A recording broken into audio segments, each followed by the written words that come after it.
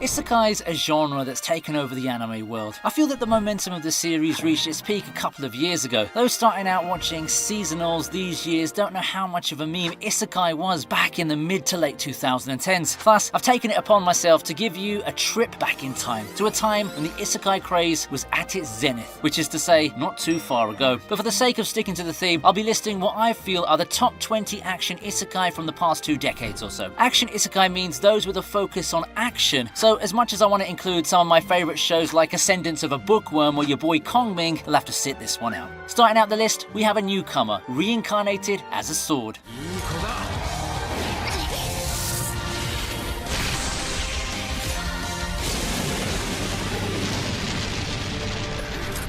Reincarnated as a Sword's not exactly a show that set the world on fire, you know, and that's not unexpected, given that it's a show that shared a season with Chainsaw Man, Blue Lock, Eminence in Shadow, and a lot of sequels. Oh, and Bocce Fever also took over big time. But if we take away all of those big hits, Reincarnated as a Sword stands out as one of the better titles in the crowd of mid-tier shows. At first glance, the story seems simple, besides the unique premise of the protagonist becoming a sword, and for the most part, the story stays in form. It won't blow your mind or anything like that, admittedly. Then why is it on this list, you're probably thinking? Well, it's simply entertaining to watch the protagonist and Fran grow together. Their chemistry and how they play off each other is quite impeccable, and it makes it one of the isekais that entertain me quite a bit. Characters can help carry a show, as the case of something like Licorice Recoil, and for me, the same thing, albeit with lesser effect, you know, can be said of Reincarnated as a Sword. Cautious Hero, however, turns up the comedic aspect of things. You can never be too careful, as they say, so the most effective way of fulfilling your goal in a dangerous fantasy world is to min-max your stats and take all possible precautions. But what if you take that premise and turn it up to 11? We've got this entertaining isekai that gave me a good mix of both action and comedy. Like Reincarnated as a Sword, however, Cautious Hero lives and dies by how well you find the chemistry between the main leads. And to me, I found myself in stitches watching the two in this show that technically feels like a sitcom. Seiya and Ristate's bickering and interactions remind me of Konosuba, specifically Aqua. I'm sure I'm not the only one, but the comedic undertones of this show extend to even the villains, because in a world where the hero is overly cautious, you also have villains who plan ahead in hilariously over-the-top ways too. Moving past the wackiness of this show, however, you can see a title that soon stands on its own as a captivating adventure with stakes. Of course, these do pale in comparison to the darker or more serious ones out there, but Cautious Hero does put in some effort to it, and I think it works out pretty fine. 待てから女神を置いて逃げるの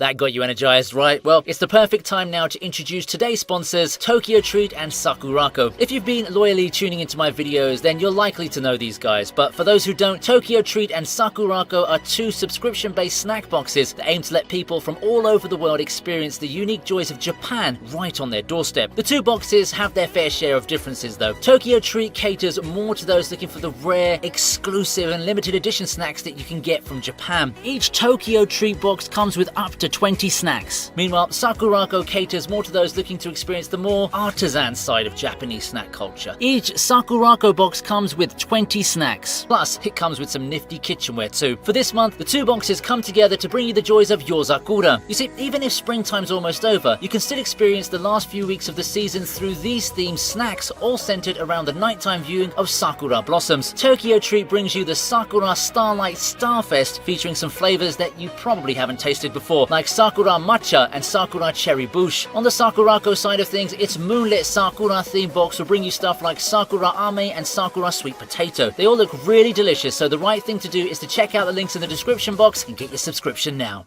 Do you remember Grimgar? Well, do now.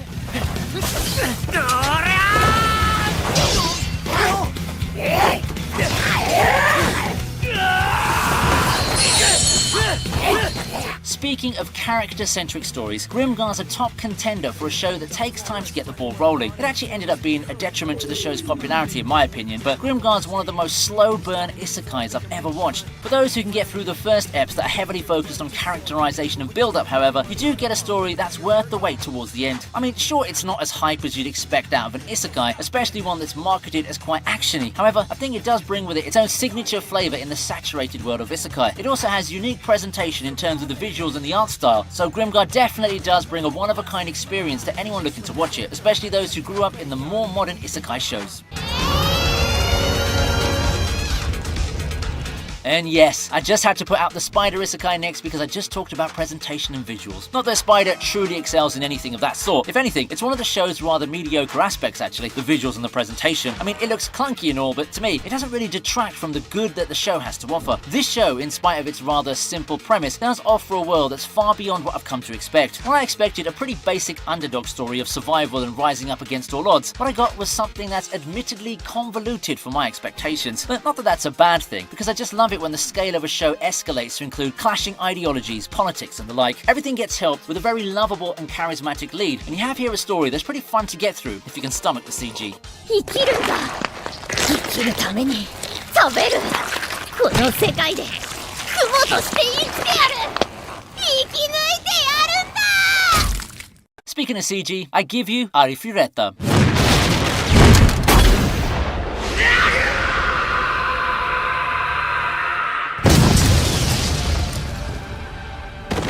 If you thought Spider CGI was bad, how about Arifureta and its PlayStation 1 monsters? I mean, all kidding aside, Arifureta is probably a name you've heard of. It's become one of the poster children for edgy revenge isekais where a betrayed hero rises up and rallies against the world, and it's easy to see why, you know. The show's unapologetically over the top and edgy. Yet, beyond all the Chunibyo aspects and the stuff that 15-year-olds would love, I found myself enjoying the plot a lot. That, as well as seeing Hajime's relationship with his ever-growing travelling party develop as they fight against the world. Season 2 does up the ante a little bit with the plot, and the hilariously bad CG does get fixed. It's totally worth a shot if these kinds of shows are your type, and I unironically say that Season 2 was one of the shows I looked forward to watching the most every week back in its season. Season 2 is probably one of the best comebacks a show made, and the difference in production quality is just night and day. Next in line is Skeleton Knight in Another World.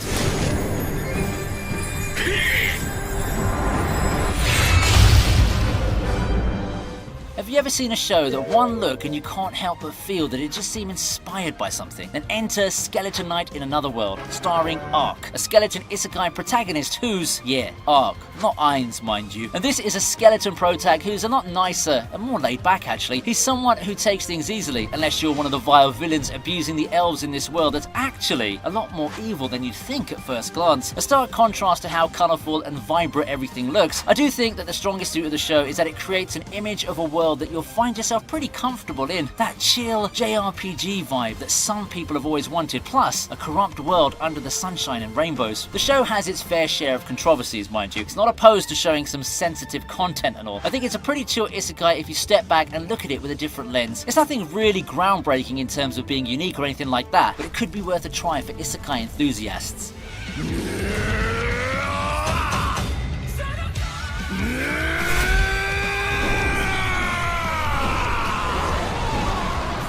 Gate was one of the shows I watched in my college years, and it's nice to be able to talk about it. ゲートと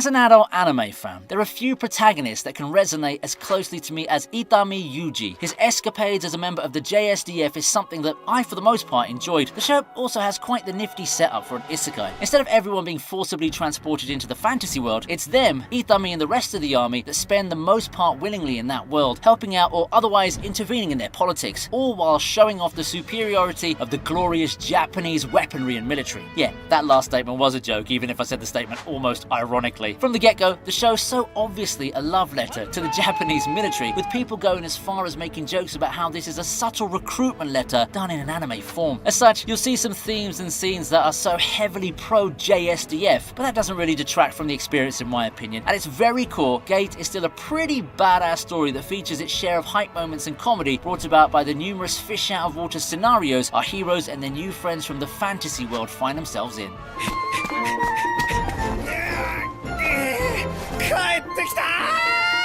World's Finest Assassin is another new hotshot that showed a lot of potential.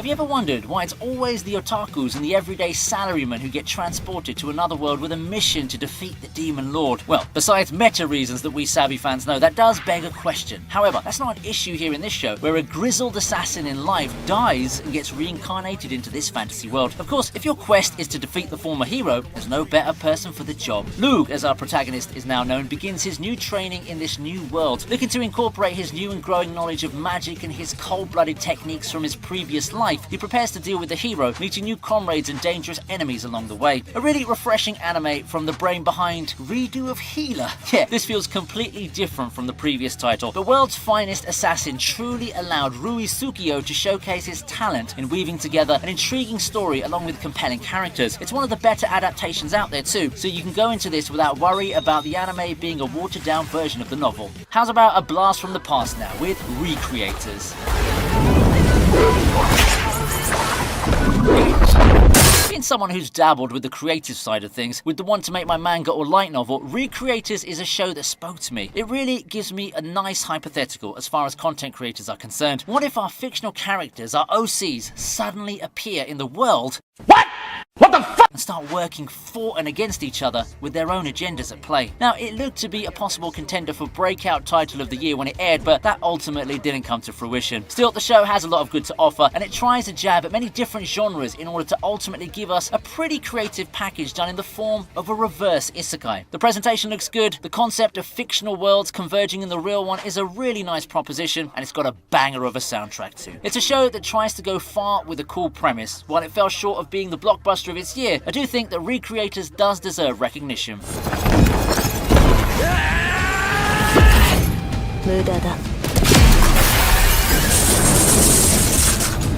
Sword Art Online needs no introduction, does it?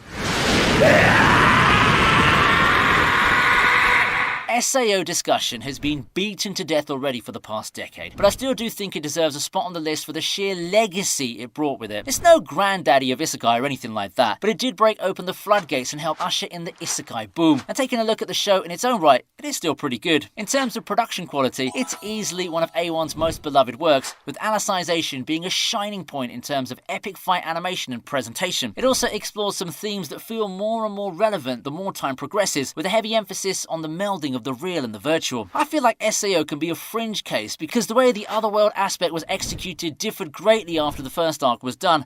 Wait a minute! Who are you? But there's no denying how influential this title is to the world of isekai. You may have already watched it, but if you're still on the fence, then make sure you go for it. Don't forget to watch the Ordinal Scale movie before Alicization too. And we're now officially at the halfway point. But for now, hit that like button if you've been enjoying the show. It helps the channel immensely, and it will help you get more videos like this on your recommendations. Next up, we have Tsukimichi, Moonlit Fantasy. Sometimes isekai protagonists just get the short end of the stick. You can become the strongest being in the planet, with girls swooning over you, and at times you can just be as unfortunate as Makoto. Deemed hideous by the goddess, he gets thrown into nowhere, as far from the human civilization as possible. At the very least, he still has immense powers that captivate the numerous denizens of the world. It's pretty interesting to see betrayed by a deity stories like this take a light-hearted note. From the get-go, you already know that Tsukimichi is a parody. It's got the fights, it's got the tension, but it leans really heavily on the comedic territory. It's got this great balance between action and comedy regardless, and that's coming from a studio that doesn't have a lot under their resume in terms of action shows. Tsukimichi is an underrated show that you should definitely give a try.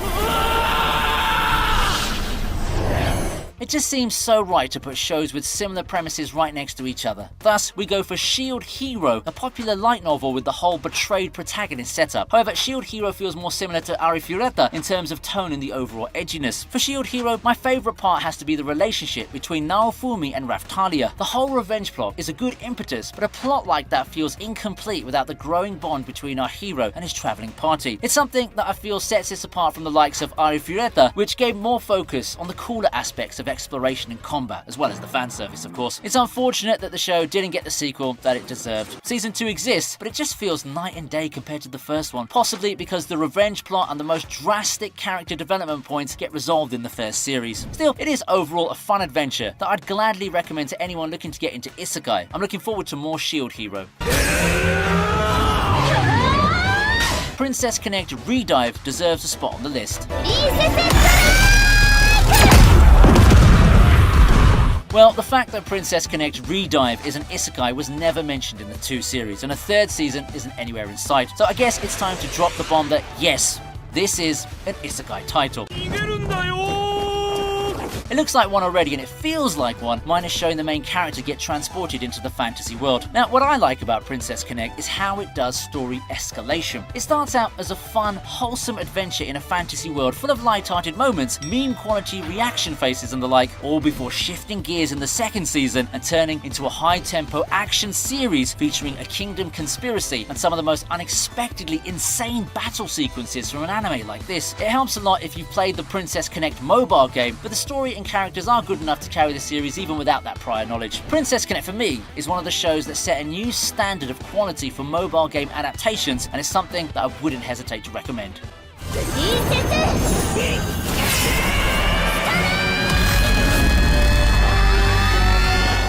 If you think history is cool, you're gonna love Drifters.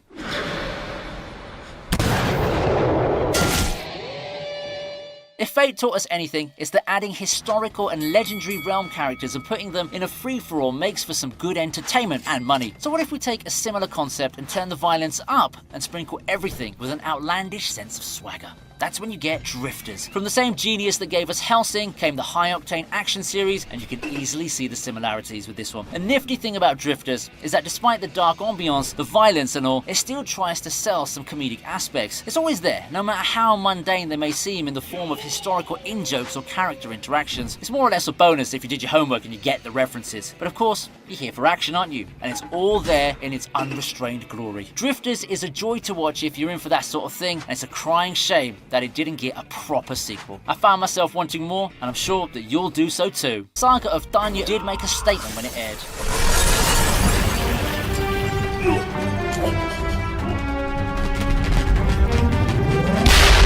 A recurring theme in Isekai is the challenge of facing a godlike being. Few are as poised to do so as well as Danya, ruthless master of war. When being X, the god in this world, didn't take a liking to a sociopathic salaryman, he makes it a point to stick it back at the god and ascend the ranks of the Imperial Army in the form he was stuck in, the childlike Danya. Danya does have an ace up her sleeve in her goal of conquest, and that's the retained knowledge from the previous life as a salaryman. It certainly sets up an interesting conflict, given the unsurmountable odds God throws at Danya and her sheer will to survive and overcome. The show does have a bleak atmosphere befitting of its setting, and it also offers a great look, what I feel has the vibes of a case study on psychopathic characters. There's also an in-depth look at military strategy that I'm sure fans of Warfare are going to end up loving, a focus that I feel was a little bit lacking in game. If you liked Saga of Danya, this next one will be right up your alley.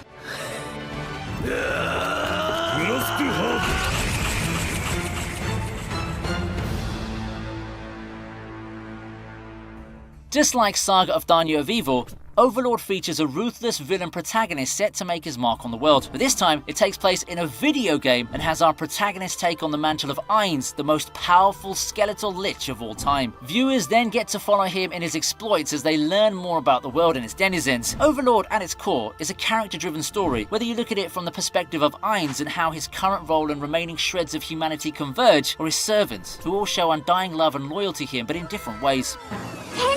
Overall, Overlord is a refreshing take on the trapped in the video game genre. It also got much of its fanfare due to the setup of having a villain protagonist, and it's got a lot of things that people just love out of these kinds of shows. An overpowered protagonist who's not afraid to flex his power, characters with notable quirks and designs, and themes that run deeper than how you'd think of them at first glance. But honestly, most people are just here mainly for the cool factor.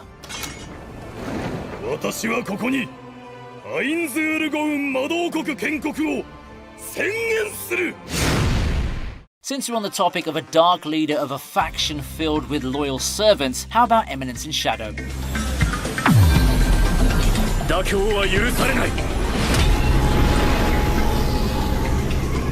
One of the newer hits, Eminence in Shadow, wasted no time capturing the hearts of anime fans. A lot of it is credited to how overboard it is, how ironic it is to the point of parody, or to the sheer meme factor it has. It's a show that's not intended to be taken so seriously, and thus goes all the way in upping the insanity. I mean, there's a guy named Perv Ashot, for Pete's sakes. If you take away the irony to the whole thing, however, there's still a lot to like about Eminence in Shadow. It's a show that's built on moments, and while some of these supposedly awesome moments end up being funny in a case of mood whiplash, they still work. Well, for me at least. It has a slow start, you know, but once things go full throttle, it's more than an ample source of 30 minutes of entertainment that I look for every week. As you can tell, Eminence in Shadow is something that only certain types of watchers can get or enjoy, but for those in that target demographic, it's one of the most fun shows you'll be getting from the past year or so. But if you just want to see a cool, overpowered protagonist do awesome stuff while ascending the power scale, minus the parody and irony, Slime's the one for you.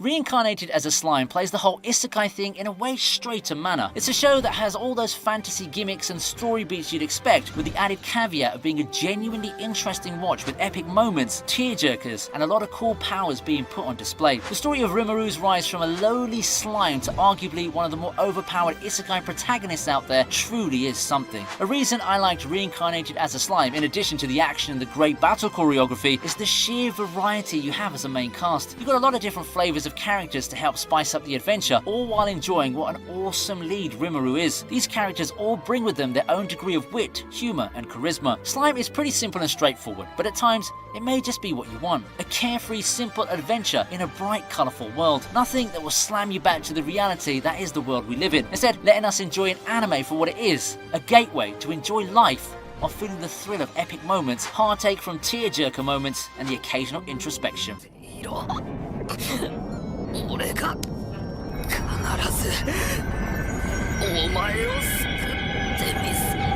At this point in time, the whole time loop plot is common knowledge for folks who love anime. People got to experience it from Steins Gate and Madoka at the start of the 2010s, but I'd argue that the one who put it in the realm of super mainstream is none other than Re:Zero. Unlike the previous two mentioned time loop shows, Re:Zero decides to set itself in a fantasy world, a world full of marvel and danger, as our hero Subaru tries his best to survive and reach his happy ending. It's a dark mystery thriller that's got a lot of action, suspense, and most importantly, characters who people easily resonate with, to which it owes much of its popularity in my opinion. And guess what? Season 2 made things even better. We got more character moments, more development, and finally, some major progression in Subaru and Emilia's relationship. I mean, in some ways I enjoyed season 1 a lot better because it felt more like a mystery action thriller that season, but the second season just shows how much Re:Zero is capable of in terms of shattering genre barriers.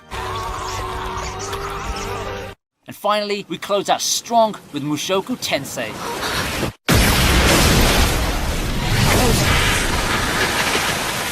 The best way to close this out is what people call the granddaddy of Isekai. Whether that title holds true or not isn't important. After all, no one can deny how Mushoku Tensei influenced a lot of the conventions that we see in a lot of modern Isekai. You got the setting, the way the main character's reincarnation was set up, and a lot of other tropes we've all come to love. Sure, there are also themes and scenes that have caused the series to have the mixed reception from people, but for those who are able to look past that, the show is such a complete experience for the genre. You got the world building, the thrill of exploration, the story of growth, some nice action and insane fight sequences, and characters to get attached to. Everything's then backed up by a studio that's hell-bent on making this series the next big thing, giving the adaptation all the love and care it needed to be a great way to introduce people into the franchise. There's not a lot of shows that get this amount of dedication from the anime team, but the folks couldn't have picked a better show to join that kind of elite company.